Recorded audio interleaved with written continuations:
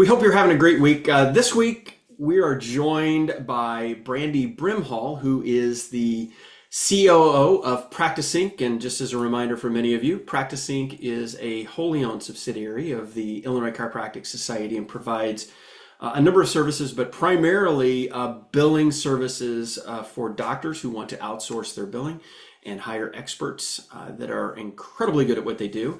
But we're going to cover a few things billing related over the next several weeks. And the first one is this. It's really interesting because we get these calls occasionally from our doctors, but I got a letter from Blue Cross Blue Shield for myself requesting additional information. They want to prove that it's not a PI case or an injury related to a different accident where they're not responsible. So they're asking me to call and give them information. Otherwise, my chiropractic physician, my doctor, isn't going to get paid for the services that he provided.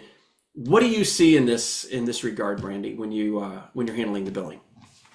Well, I would say that it's something that's very common. Any payer can request additional information from a patient at any time. There are some payers that are more commonly known for doing that than others.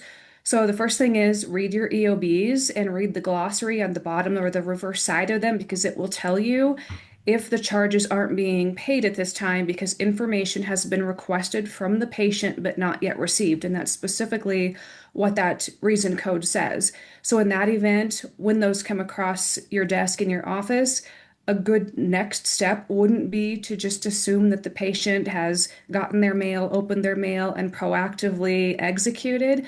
I think a good and best practice would be to put an alert and a note in your software that this is the reason this claim is pended.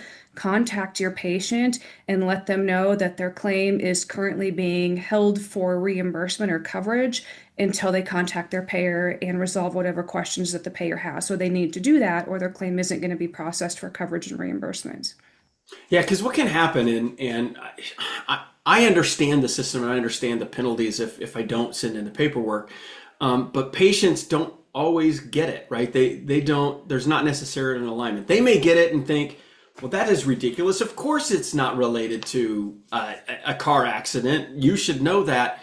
Well, even if they should know it, they're going to find a way to delay this claim processing. And so I think, Brandy, you bring up a really good point. Offices, you need to make sure that you're proactive. Is it a hassle? 100%. I absolutely agree with you. But at the same time, you want to get paid. You've provided a good and valuable service. You deserve to be paid for it. You're going to have somebody on your team go ahead and pick up the phone, call the patient, make sure that they have to send in that information. And they have to address that with Blue Cross Blue Shield or with United Healthcare or with Aetna or whoever their carrier is.